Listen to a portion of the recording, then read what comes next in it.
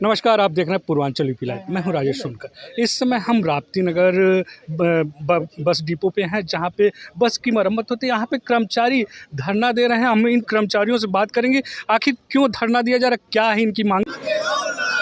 अभी तो ये अंगड़ाई है, बोल मजूरे हल्ला बोल, परिवहन मंत्री पर हल्ला बोल। बात करते हैं, ये बताइए क्यों आज धरना दिया है। पहले अपना परिचय और बताएं। अजय कुमार, रोडवेज कर्मचारी संयुक्त परिषद के प्रांतीय प्रतिनिधि। अच्छा, ये बताइए कि आज आप लोगों का यहाँ पे क्यों धरना चल रहा है।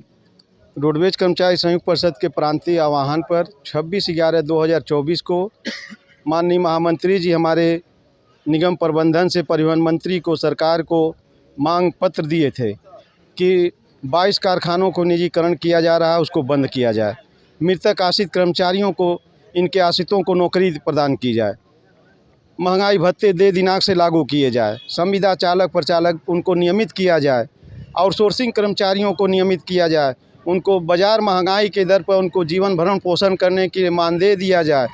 ये सब मांगों को लेकर हम लोग आज धरना प्रदर्शन। उसके बाद भी सरकार हमारी मांगों को कोई सकारात्मक या निगम प्रबंधन द्वारा नहीं लिया गया। इसके पहले भी आप लोगों ने धरना प्रदर्शन किया था, निजीकरण का विरोध किया था। उसके बाद भी अभी प्रदेश सरकार के द्वारा किसी प्रकार पहल नहीं हो रही क्या? हम लोग पहले भी मांग कर चुके हैं, मगर सरकार द्वारा इस पर पहल नहीं किया जा रहा है, इसको गंभीरता से नहीं ले रही है। हम सरकार से मांग करते हैं कि हम भी आपके प्रदेश के जनता हैं, हम जनता जनार्दन को बेहतर सेवा देते हैं। अगर निजीकरण हो गया तो हमारी प्रदेश की जनता के साथ धोखा होगा, उनको बढ़िया अच्छी सुविधाएं नहीं मिलेगी। आज जो हम लोग 24 घंटे रात दिन मेहनत करके प्रदेश की जनता को सेवा प्रदान करते हैं, वह सेवा प्रदान नहीं होगा। तो हम प्रदेश की जनता से भी अपील करते हैं कि इस निजीकरण का वो भी विरोध करें, ताकि उनके भी बाल बच्चे इस परिवहन निगम से भरण पोषण होता है। हम माननीय मुख्यमंत्री जी से कहते हैं कि अरे आप बहुत बड़ी दिरियादिरी दिखाते कि प्रदेश की जनता को इसमें रोज़गार दीजिए, निजीकरण बंद करिए, रोज़गार देंगे, आपके गुण गाएंगे ये जनता, जनता के बच्चे आपके इसमें रोज़गार पाएंगे तो बहुत खुशहाली देश की होगी, प्रदेश की होगी। माननीय मुख्यमंत्री जी की जय जयकार होगी। हम यही मांग करते हैं माननीय मुख्यमंत्री जी, इसको अभी समय रहते हुए आप परिवहन निगम अधिकारियों को निर्देश दीजिए कि मृतक आश्रित के आश्रितों को नौकरी प्रदान करें या निजीकरण की प्रक्रिया बंद करें। अन्य जो मांगे हैं उसको मान लें, ताकि ये कर्मचारी खुशहाली से आपके साथ जनता की सेवा करें, निगम की सेवा करें, प्रदेश की जनता की सेवा करें। आपका जो भी आदेश निर्देश पालन होगा हम लोग करते हैं, हर समय खड़े रहते हैं। देखिए, ये मुख्यमंत्री से इन्होंने गुहार लगाई है कि निजीकरण बंद किया जाए और इनकी जो मांगे हैं, जो वर्तमान से मांगे चली आ रही है, उसको पूरा किया जाए। क्योंकि उन्होंने कहा कि जिस तरह से रोडवेज कर्मचारी लोगों की सेवा करते हैं, वो सेवा बंद हो जाएगा, क्योंकि निजीकरण होने से इन लोगों के रोजगार पर प्रभाव पड़ेगा। ये बताइए कि अपना नाम और परिचय पहले। राम नरेश सिंह और क्षेत्रीय कार्यशाला के अध्यक्ष हैं। जी, ये बताएं कि आप क्षेत्रीय कार्यशाला के अध्यक्ष हैं। इस समय यहाँ पे आप क्या धरना प्रदर्शन चल रहा है, क्या कारण ये है कि हमारे रोडवेज के 21 फैक्ट्रियों को निजी हाथों में सौंपा जा रहा है। मृतक आश्रित कर्मचारियों को नौकरी नहीं मिल रही है, यही सब मेन कारण है। मान लीजिए निजीकरण हो रहा है, निजीकरण का विरोध कर रहे हैं, निजीकरण नहीं होता, मतलब हो जाता है, तो क्या करेंगे? इसके खिलाफ आवाज़ उठाएंगे। बार बार आप लोग आवाज़ उठाते रहे, लेकिन अभी तक प्रदेश सरकार के द्वारा किसी प्रकार का कोई पहल नहीं किया गया। अभी तक कोई पहल नहीं किया गया है। तो क्या रणनीति होगी आपकी? अब फिर मांगी जा रही है। आज उसी के क्रम में धरना किया जा रहा है। अगर नहीं मांगी जाएगी तो मेरा जो हमारे 7 जनवरी को हम लोग फिर इस क्रम को अपनाएंगे। देखिए, इन्होंने कहा कि 7 जनवरी को फिर एक बार धरना प्रदर्शन किया जाएगा कि निजीकरण का विरोध जो हो रहा उसका विरोध करते रहेंगे। अब आपसे बात करना चाहेंगे, आप अपना नाम और परिचय बताएं। मैं दुर्ग विजय, जिला अध्यक्ष राज्य कर्मचारी संयुक्त परिषद गोरखपुर। ये बताइए कि आप संयुक्त परिषद गोरखपुर के हैं, ये जिला अध्यक्ष हैं और यहाँ इस समय रोडवेज कर्मचारियों के धरना स्थल पे आए हैं, क्या कहेंगे? राज्य कर्मचारी संयुक्त परिषद के संबद्ध संगठन रोडवेज कर्मचारी संयुक्त परिषद।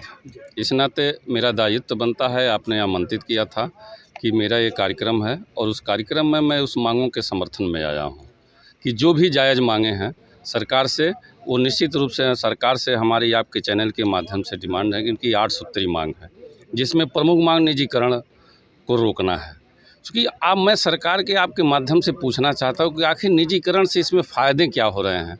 हमारे कर्मचारी जहाँ जहाँ आप ड्यूटी लगाते हैं, रोडवेज के कर्मचारी हो चाहे किसी डिपार्टमेंट के कर्मचारी हो, जो उनकी नियत तिथि जो जिम्मेदारियाँ सरकार के द्वारा सौंपी जाती हैं वो कार्य इन कर्मचारियों के द्वारा पूरी किया जाए, फिर निजीकरण की तरफ बढ़ावा क्यों हो रहा है मैं नहीं समझा। इस कैंसर को क्यों नहीं ख़त्म किया जा रहा है कि आखिर निजीकरण तमाम संगठन पूरे प्रदेश के सारे लोग तमाम विभागों के इस निजीकरण के विरोध में भी, आप बिजली विभाग का देखा वो भी निजीकरण के विरोध में। सारी चीज़ों को अगर निजीकरण कर दिया जाएगा तो आखिर सरकार के अधीनस्थ कौन सी चीज़ें रह जाएंगी। मैं ये सरकार से मांग करना चाहता हूँ कि सर्वप्रथम अगर गवर्नमेंट है तो निश्चित रूप से आपके अधीनस्थ जो विभागें हैं उसको कम से कम यथावत रखा जाए, कि कम से कम ये लगे कि ये सरकारी डिपार्टमेंट है।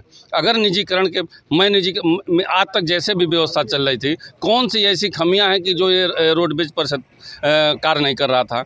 कोरोना जैसी महामारी में एक स्थान से दूसरे स्थान तक किसी पेशेंट को, किसी आदमी को ले जाने के कारण वो कंडीशन था कि जब अपने परिवार को लोग छूना नहीं पसंद करते थे, उस समय रोडवेज परिवहन निगम के कर्मचारी एक स्थान से दूसरे स्थान तक ले गए। क्या उनको ये दायित्व तो नहीं बनता है कि उनका निजीकरण रोक दिया जाए? क्या ऐसे परिवारों के लिए नहीं बनता है कि उनके नियुक्ति उनके मृतक आश्रितों को नियुक्ति दिया जाए?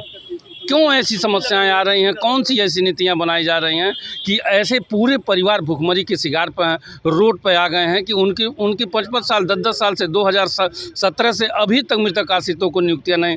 2000 में उनका परिवार कैसे भरण पोषण? आप सोचिए कि नरेगा का जो ड्यूटी करता होगा उसकी क्या तनख्वाह होगी, और 2000 उस परिवार को मिलता है जिसके परिवार में 5 लोग 7 लोगों का मेंबरशिप होगा। कैसे वो परिवार संचालन करेगा? बच्चे अभी हो सकता है कि बच्चे 5 साल 10 साल 12 साल 14 साल को, वो माँ कैसे उस परिवार को चलाएगी? मैं सरकार के आपके चैनल के माध्यम से मांग करना चाहता हूं कि बहुत ही पीड़ा उत्तर प्रदेश के नागरिकों के पास है।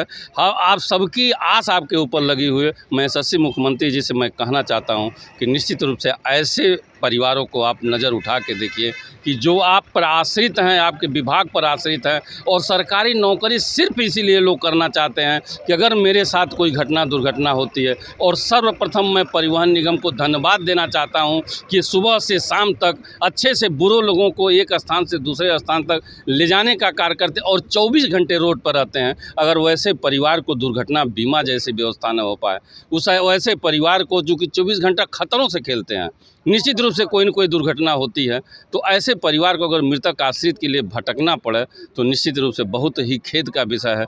मैं आपके माध्यम से यह आग्रह करना चाहता हूं उत्तर प्रदेश सरकार से और उत्तर प्रदेश के यशस्वी मुख्यमंत्री से कि इन बच्चों की तरफ देखिए जो आज परिवार आश्रित नौकरी के लिए कईयों साल से दर दर की ठोकरें खा रहे हैं, यहाँ से लखनऊ तक मुख्यालय जा कर के किस किस जगह अपनी याचना कर रहे हैं। मैं मांग करना चाहता हूँ कि उन परिवारों को निश्चित रूप से अनुकंपा के आधार पर नौकरी देने का कार्य करें।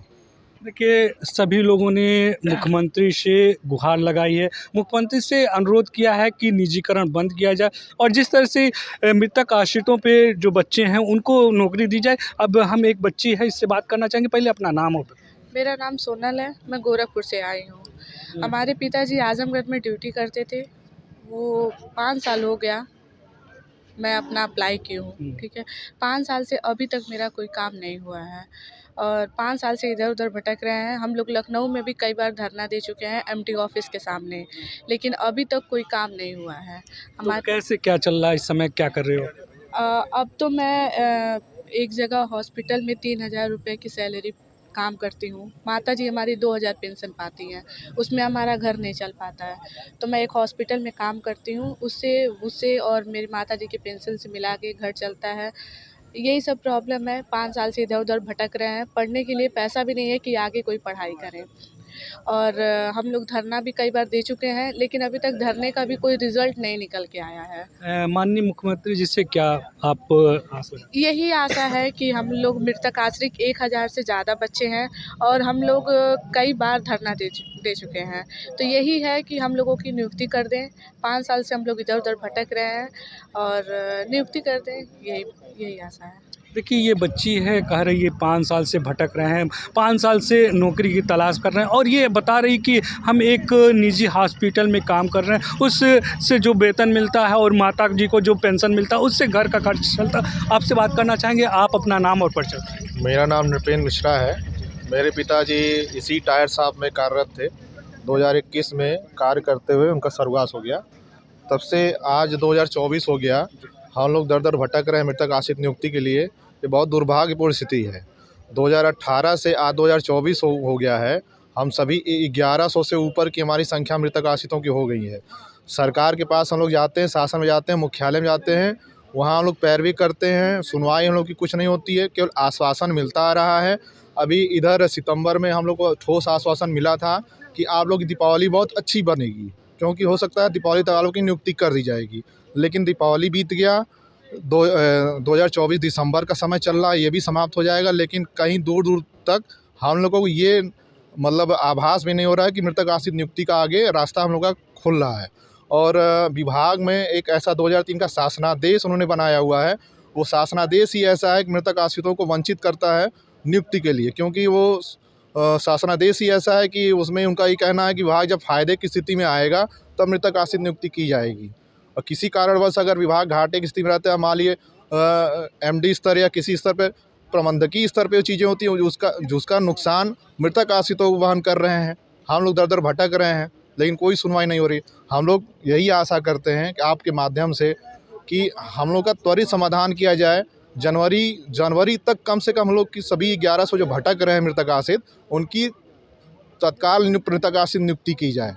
देखिए, सभी लोगों का यही कहना है कि जो मृतक आश्रित लोग हैं उनकी नियुक्ति की जाए, क्योंकि मृतक आश्रित परिवार है वो आर्थिक तंगी से जूझ रहा है। आपसे बात करना चाहेंगे, आप क्या कहना चाहेंगे, क्या नाम है आपका? मेरा नाम कुलदीप शाही है और मेरे पिताजी का देहांत 2021 17 नवंबर को हुआ था। और पिछले 4 साल से हम लोग बस ऐसे ही दर बदर भटक रहे हैं, कहीं कोई सुनवाई नहीं है। जनता दरबार में भी हम करीब 3-4 बार जा चुके हैं, लेकिन बस वही आश्वासन मिला है। फिर हम लोग परिवहन मंत्री जी से मुलाकात हुआ, वहाँ पर भी कहीं कुछ नहीं। फिर ब्रजेश पाठक जी जो उप मुख्यमंत्री हैं, उनके आवास पे भी हम लोग गए थे, तो बस वहाँ पे भी वही आश्वासन मिला, लेकिन आज तक नवंबर में होगा, सितंबर में होगा, बस ऐसा ही हुआ है। कितने सालों से आप लोग का ये? सर मेरा ये 4था साल चल रहा है। अभी 4 साल से बस वैसे ही बद से बदतर ज़िंदगी इस समय हम लोग जी रहे हैं। अब खुद सोचिए कि गोरखपुर ऐसे शहर में रेंट पे रहता हूँ मैं, 12,000 की सैलरी है मेरी, उसी 12,000 में रूम का रेंट देता हूँ, परिवार है, माताजी हैं। अब कैसे ज़िंदगी जी रहे हैं हम खुद पता। हमको लग रहा है जो मंत्री और विधायक जी लोग हैं, उन लोगों जो एकदम 3rd क्लास का, जो एकदम 4th क्लास का होगा, वो भी इससे कहीं ज़्यादा उन सबों का पॉकेट खर्चा होगा। और खुद इन लोग को सोचना चाहिए कि मतलब एक जो पिताजी थे, देखते सुनते थे, हम पहले ओमान रहते थे, विदेश रहते थे, ये लोग खुद अधिकारी यहाँ से गए कि एक लोग को नौकरी मिलेगा, हम वहाँ पे अपना रिज़ाइन दे के फिर यहाँ पे आ गए और पिछले 4 साल से 12,000 की नौकरी कर रहे हैं। फिर बीच में मेरा एक्सीडेंट भी हो गया था, जो कि करीब 6 महीने तक मेरा ये ऑपरेशन हुआ था, बेड रेस्ट पे थे। अब खुद सोच सकते हैं कि किस तरह से अभी यही विधायक या मंत्री का इस तरह का कैजुअलिटी होता है तो उनके बच्चे को ले तुरंत चुनाव हो जाएगा, उसमें तो कहीं कोई वो ढिलाई नहीं होती है। लेकिन आज हम मृतक आश्रितों के साथ क्यों?